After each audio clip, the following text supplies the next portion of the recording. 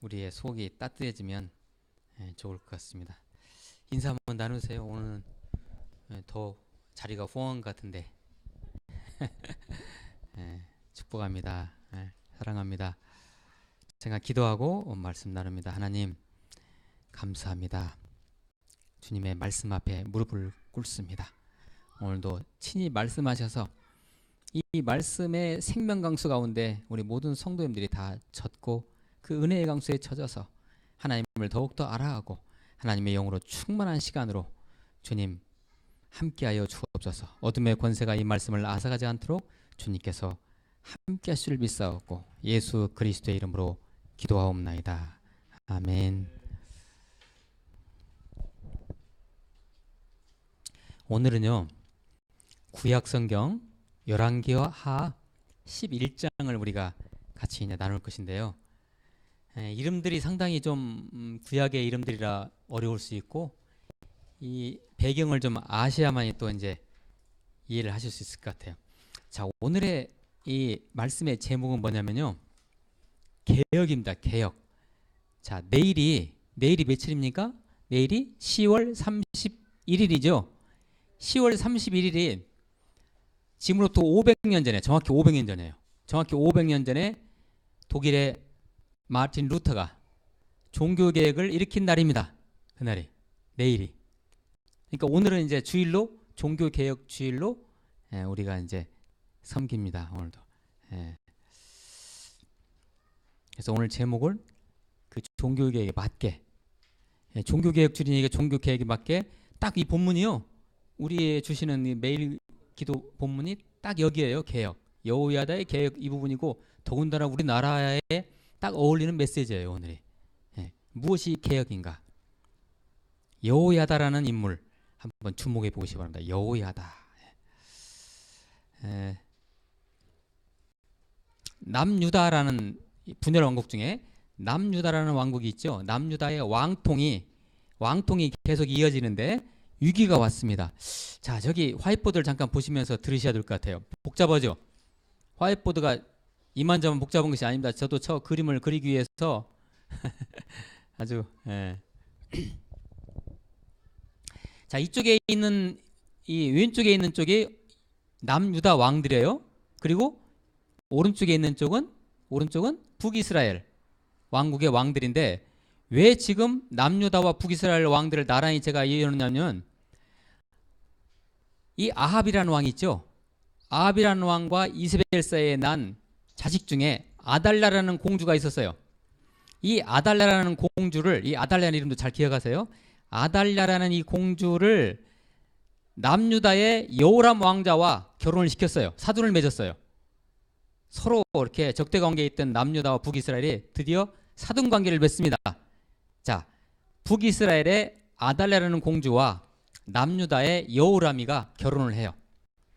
여호람 왕과. 그리고 이제 그 밑에 아하시아라는 그 아들을 낳죠. 자, 보이세요?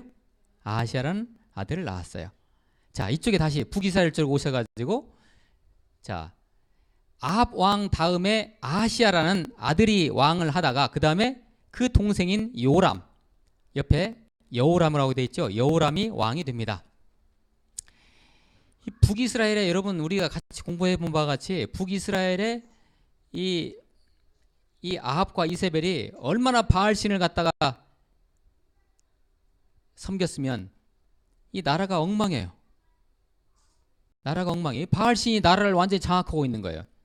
그래서 하나님께서 이웃 나라인 아람의 하살이라는 왕을 통해 가지고 북이스라엘을 침공시킵니다. 드디어 이제 외환이 시작돼요. 그래서 북이스라엘에 아람 왕이 쳐들어와요. 쳐들어오자 요람이라는 왕이, 자, 찾으셨죠? 요람. 아까 그 요람이라는 왕이 그 아람 왕 하사엘을 대적하러 전쟁터에 갔다가 부상을 당합니다. 병이 걸려요. 부상당하고. 근데 그 요람 왕을 병문안 차 남유다의 아하시아 왕이 요람 왕을 방문합니다. 그러면 제가 물어볼게요. 이해하셨는지? 요람 왕과 아하시아 왕의 관계는 어떤 관계예요? 복잡하죠? 요람은 북이스라엘의 요람 왕은 남유다 아하시아 왕의 외삼촌이죠. 맞죠? 그 외삼촌을 위로하고자 하사엘 왕과 싸우다가 부상당한 외삼촌을 위로하고자 아하시아가 요람 왕을 방문을 해요. 그때 드디어 하나님께서 예비한 인물 예후 밑에 찾으셨죠?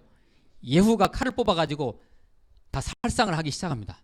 이 북이스라엘을 하나님께서 정리시킵니다. 지금 북이스라엘의 바알 신앙에 쩌든 사람들을 정리시키는 과정에서 예후가 드디어 사람을 죽이기 시작하는데 1번 보세요. 빨간 걸 1번 돼 있죠? 먼저 요람을 죽입니다. 자, 2번 누굴 죽입니까? 아하시아를 죽입니다. 거기 병문 나오는 아하시아를 그 자리에서 죽여요. 만나가지고 유삼촌 병문안 갔다가 죽음 당한 거예요. 남유다의 아하시아 왕이. 이런 식으로 예후가 다 죽여요. 자, 그러면 유다 왕이 없죠. 현재 아하시아 왕이 죽었잖아요. 예후의 손에 의해서, 북이스라엘의 예후의 손에 의해서 아하시아 왕이 죽었죠. 왕 자리가 공석이 됩니다. 그때 아하시아의 어머니 누구예요? 아달랴가. 이 아달랴라는 여자가 문제입니다. 이 아달랴 여자가. 아하시아의 어머니 아달랴가 자기가 왕이 되기 위해서, 그 왕자리를 차지하기 위해서 아하시아 아들들, 즉 자기의 손자들이죠. 손자들을 다 죽입니다. 이 아달랴가 자기가 왕하려고. 근데 딱하니 한 사람, 그 손자 중에 요아스라는 손자를 누가 딱 빼돌려요. 그래서 그 많은 손자들이 다 죽었는데 그 중에 요아스만 살아납니다. 그러면 누가 당연히 왕이 돼야 돼요? 요아스가 왕이 돼야 되죠. 그런데 아달랴가 왕이 된 거예요. 지금 그것을 보다 못해 옆에 있었던 제사장 여호야다가, 자, 오늘 말씀 제목에 나오죠. 제사장입니다. 이 사람은 여호야다가 드디어 쿠데타를 일으킵니다. 아달랴의 그 왕위 찬탈에 대해서 못마땅해 여긴 여호야다가 드디어 군부 쿠데타를 일으킵니다. 군대를 다 장악해가지고 이 아달랴를 제거하기 위해서. 자, 오늘 말씀의 배경이 여기서 시작됩니다. 정리가 되셨는지요? 저도 이게 말씀을 드리면서 복잡합니다. 저도 아주. 자, 정리가 되셨어요? 자, 이런 역사적인 배경이에요 지금. 자, 남유다 왕통이 이어지는데 위기가 온 거죠. 그러죠? 아시아 왕이 죽었는데 그 어머니가 아달랴가 왕이 되려고 자기 손자들을 다 죽인 상태. 거기에 아시아의 형제들조차도 예후에 의해서 다 죽임을 당합니다. 이제 왕이 될 사람은 살아남은 요아스밖에 없어요. 그런데 아달랴가 왕이 된 거예요. 이 왕통의 질서가 깨진 것을 보다 못해 나라가 완전히 뒤죽박죽 되는 거예요. 왕이 돼서는 안 될 사람이 왕이 됐기 때문에 나라가 뒤죽박죽 되자 제사장 여호야다가 쿠데타를 일으킵니다. 여호야다의 판단으로는 아달랴가 당연히 왕이 돼서는 안 되죠. 그래서 쿠데타를 일으킨 것입니다. 상식적으로 순리적으로 용납이 안 되는 일이었죠. 하나님의 입장에서는 뭐 했냐면, 잘 보시기 바랍니다. 자, 북이스라엘은 다 어떤 신이 장악했어요? 그 왕궁을, 나라를. 바알 신이 다 장악한 거예요. 쉽게 말해서 우리나라 청와대를 전부 다 바알 신이 장악하듯이 다 장악한 거예요. 자, 그래서 그 바알 신의 북이스라엘의 아달랴라는 공주가 남유다의 왕비가 되지 않았습니까? 그러면 남유다 그 왕궁에 뭐가 들어갔겠어요? 바알 신이 들어갔겠죠. 하나님께서는 이 바알 신의 어떤 흔적들을 제거하기 위해서 누구를? 제사장 여호야다를 세워서 바로 이 쿠데타를 일으키게 하신 것입니다. 자, 우리는 영적으로 그렇게 이해를 해야 돼요. 이게. 자, 오늘 좀 복잡하죠. 그래서 하나님의 입장에서는 유다 왕의 계보에 들어온 북이스라엘 바알 신의 흔적들을, 아달랴를 통해서 들어온 이 바알 신의 흔적들을 정리하기 위해서 갑작스런 인물 여호야다를 사용하시는 것입니다. 개혁을 위해서. 개혁을 행동으로 옮기는 데는 용기가 필요하죠. 그 여호야다가 얼마나 힘들었을까요? 여호야다의 계획은 뭐예요? 아달랴를 죽이는 거예요. 죽이고 누구를? 요아스를 왕으로 세우는 거예요. 그때 당시 요아스의 나이가 오늘 아까 본문에 나왔죠. 일곱 살이 겨우 7살. 말이 안 되잖아요. 7살짜리 어떻게 왕에 세웁니까? 그런데 그게 하나님의 순리인 것이죠. 예. 여호야다는 이것을 개혁하기 위해서 칼을 들었던 것입니다. 이 개혁을 하는 데 있어서는 참 이 개혁이 쉽지가 않습니다. 그러나 하나님의 방향, 개혁이라는 것은요, 개혁의 중요한 줄기가 뭐냐? 하나님의 방향이에요. 예수의 방향이 바로 그 개혁의 방향인 것입니다. 여호야다는 이것을 깨달았던 것이죠. 그래서 하나님의 사람으로서 여호야다가 준비된 사람으로서 이 개혁의 중심에 있었던 것입니다. 보통 쿠데타를 일으키려면 그냥 안 되죠. 어디부터 장악해야 돼요? 군대를 장악해야 돼요. 이게 쿠데타의 이게 순리예요. 여호야다도 그걸 알았던 것이죠. 그래서 제사장 여호야다가 군대를 장악합니다. 예. 군부를 장악하고 그 군대의 힘을 빌려 용의주도하게 쿠데타를 추진합니다. 이 아달랴를 제거하기 위한. 자, 오늘 제가 준비한 말씀이 있어요. 열왕기하 11장 10절에서 12절 말씀 같이 한번 읽어봅니다. 같이 읽어봅니다. 시작. 제사장이 여호와의 성전에 있는 다윗 왕의 창과 방패를 백부장들에게 주니 호위병이 각각 손에 무기를 잡고 왕을 호위하되 성전 오른쪽에서부터 왼쪽까지 제단과 성전 곁에 서고 여호야다가 왕자를 인도하여 내어 왕관을 씌우며 율법책을 주고 기름을 부어 왕으로 삼음에 무리가 박수하며 왕의 만세를 부르니라. 아멘. 어떻게 했어요? 여호야다가 군대를 장악해서 다 무장한 군대들을 전부 다 왕궁과 성전을 다 장악하게 하고 요아스를 데리고 와서 거기다 왕관을 씌우고 기름을 부었죠. 지금 현재 왕은 누군데? 아달랴예요. 아달랴. 예. 쿠데타를 이렇게 일으킨 거예요. 그래서 요아스가 왕이다라고 선포한 거예요. 누가? 여호야다라는 제사장이. 예. 예. 무리가 박수하며 왕의 만세를 불렀어요. 요아스가 드디어 왕이 된 거예요. 그럼 아달랴는 어떻게 된 거예요?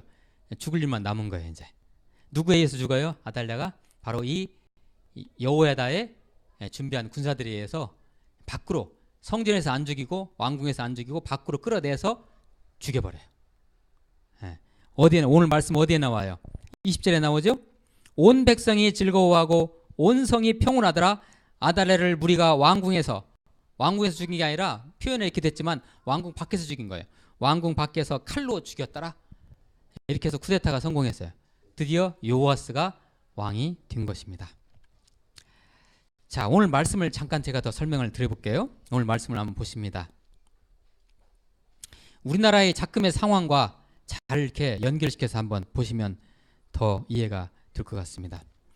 17절 말씀 한번 보시기 바랍니다. 17절 말씀 제가 읽습니다. 여호야다가 왕과 백성에게 여호와와 언약을 맺어 여호와의 백성이 되게 하고 왕과 백성 사이에도 언약을 세우게 하며. 이 제사장 똑똑하죠? 자, 혁명을 일으켰어요. 쿠데타를 일으켰는데 여호야다가 한 일이 뭐예요? 왕과 백성에게 여호와의 언약을 맺게 합니다. 맺게 하고 여호와의 백성이 되게 하고 왕과 백성 사이에, 그러니까 대통령과 국민 사이에 어떻게? 언약을 세워요. 언약을. 이 질서를 잡아가는 거죠. 그러죠? 자, 18절 같이 한번 읽어보실까요? 18절 시작. 온 백성이 바알의 신당으로 가서 그 신당을 허물고 그 제단들과 우상들을 철저히 깨뜨리고 그 제단 앞에서 바알의 제사장 mat단을 죽이니라. 제사장이 관리들을 세워 여호와의 성전을 수직하게 하고. 아멘. 자, 유다 왕궁에 들어온 게 바알 신이었죠. 바알 신의 찌꺼기들이 있잖아요. 야, 이것을 제거하는 게 개혁이잖아요. 가서 어떻게 합니까? 바알 신당 다 부수고 바알 제사장들 어떻게 했어요? 다 죽였어요. 왕궁에 들어온 이 바알 제사장들.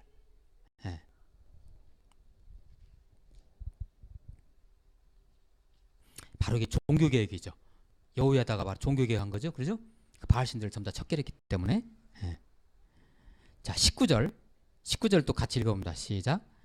또 백부장들과 가리 사람과 호위병과 온 백성을 거느리고 왕을 인도하여 여호와의 성전에서 내려와 호위병의 문길을 통하여 왕궁에 이르매 그가 왕의 왕좌에 앉으니. 돼 있죠. 왕이 누구예요? 여기서 요아스예요. 요아스를 인도해 가지고 이제 왕으로 앉힙니다. 아주 치밀하고 용의주도하게 지금 이 여호야다가 지금 일을 하고 있지 않습니까? 그죠? 예. 그리고 이 일이 있은 후에 여호야다는 야심이 하나도 없어요. 여호야다가 왕이 될 수도 있잖아요. 그죠? 자기가. 근데 자기는 제사장 자리로 돌아갑니다. 예. 쿠데타를 일으키려면 이렇게 해야 돼요. 예. 자기가 왕 되면 안 되잖아요. 예? 예. 5.16 때 박정희 대통령이 혁명 일으킨 다음에 내가 군인으로 돌아가겠다고 약속해 놓고 안 돌아갔잖아요. 예. 그렇게 가면 안 돼요. 예. 그렇게 가면 안 돼요. 자, 20절 말씀 제가 읽습니다. 온 백성이 어떻게 됐어요? 즐거워하고 온 성이 평온하더라. 어떻게 되니까? 아달랴를 무리가 왕궁에서 칼로 죽이고 나니까. 뭐가 계획인지 이제 감이 잡히시죠? 사람을 척결하는 것이 계획이었어요. 이 나라를 갖다 완전히 뒤집어 놓은 그 사람 하나를 척결하고 제대로 왕통을 세우는 것이 여호야다가 세운 계획이었고, 또 하나는 바알신을 전부 다 척결한 종교 계획이었던 것입니다. 여호야다의 계획이. 21절 말씀, 요아스가 왕이 될 때 나이가 7세였더라. 여러분 우습지 않습니까? 한편으로는 7살짜리 왕을 세운 거예요. 그러나 그게 하나님의 순리인 거예요. 그 길로 가게 한 거예요.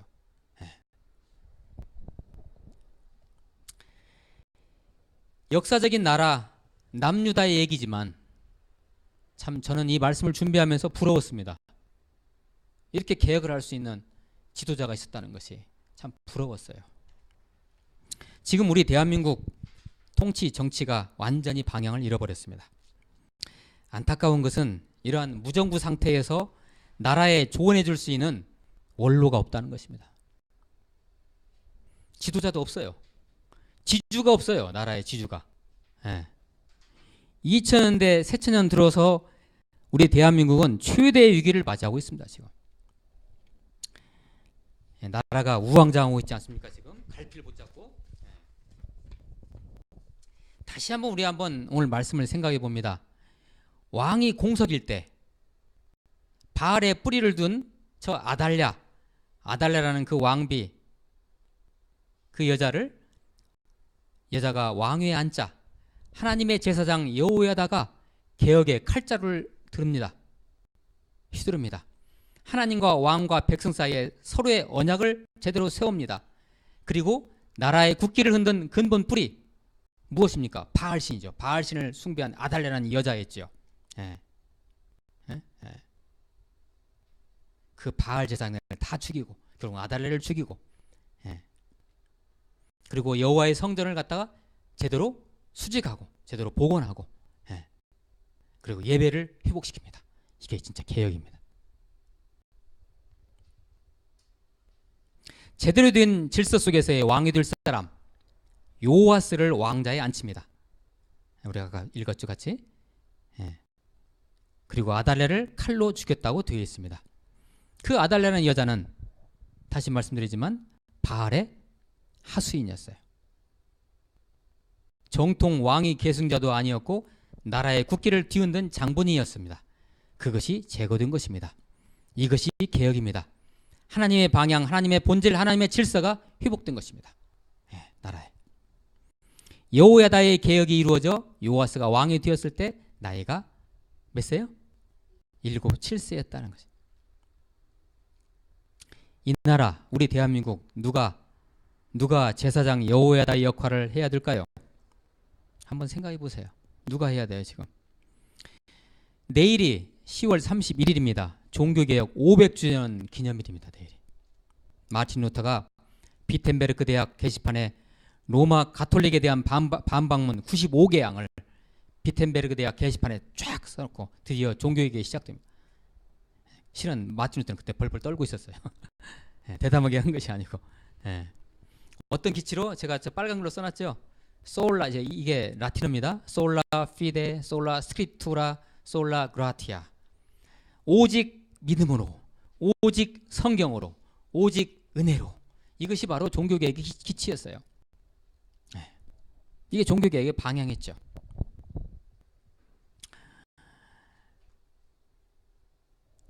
어떤 제도나 어떤 체제를 바꾼다는 것은 여러분 쉬운 일입니까 이게? 어려워요.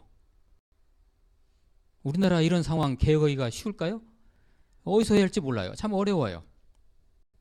그 제도, 그 체제를 바꾸는 중심에 누가 있기 때문에요? 사람이 있기 때문에 어려운 거예요. 제도와 체제 바꾸는 것은 법으로 할 수 있겠지만 이게 잘 안 바꿔지는 것은 그 사람이 바꿔져야 돼요. 사람이. 아니면 그 사람이 그 자리에서 나오든지 아니면 그 사람 안에 있는 내부가 바꿔지든지 둘 중에 하나가 개혁인 것이에요. 이게. 사람을 바꾼다는 것은 어려운 일입니다. 사람을 바꿀 수 있는 분은 우리 하나님밖에 없어요. 우리 예수님밖에 안 계세요. 성령 하나님밖에 안 계십니다. 그것은 오직 믿음을 통해서, 오직 그리스도를 통해서, 오직 말씀을 통해서, 오직 그분의 은혜에 의지해서야 가능합니다. 이 개혁이. 그러므로 개혁의 주관자는 사람이 아니고 하나님이시고 예수 그리스도이시고 성령님이시죠. 그런데 문제는 우리 안에, 우리 믿는 자들 안에 누가 계십니까? 개혁의 주체이신 예수 그리스도가 계시지 않습니까? 하나님이 계시잖아요. 우리는 이미 개혁되고 있는 거예요. 그러니까요. 예.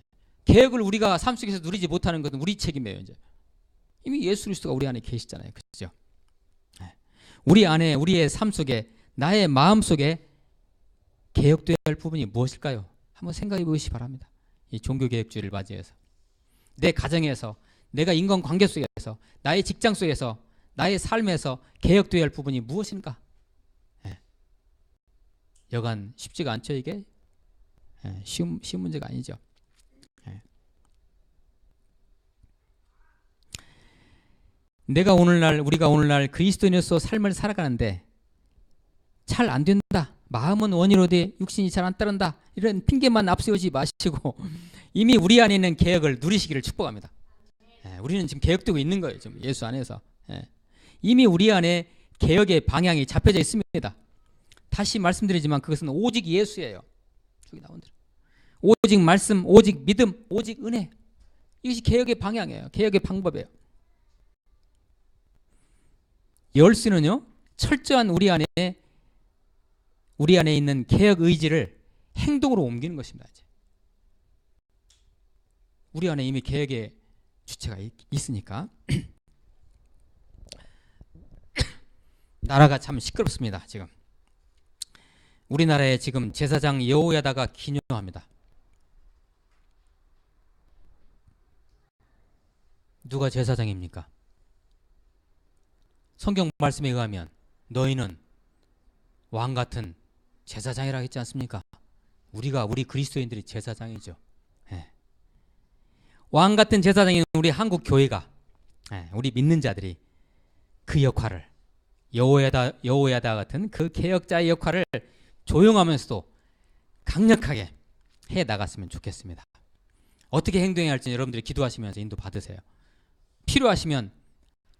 필요하다면 하나님께서 인도하시다면 여러분 길가로 나가세요. 시위도 하세요. 그게 하나님의 길이라면. 우리 대한민국 안에 있는 복음은 절대로 손상되지 않을 것입니다. 하나님께서 대한민국 안에 있는 복음 때문에라도 우리 대한민국을 굳건하게 지켜주시고 인도하실 것입니다. 그 일을 우리가 목도하면서 이 일을 도우는 일을 우리 그리스도인들이 해야 될 것입니다. 우리가 그 주역이 되어야 될 것입니다. 기도하시겠습니다. 하나님 감사합니다. 여호야다의 같은 개혁자가 지금 우리 대한민국에 필요합니다. 주님, 우리 그리스도인들이 이 일을 감당할 수 있도록 저희들을 붙들어 주시옵소서. 예수 그리스도의 이름으로 기도하옵나이다. 아멘.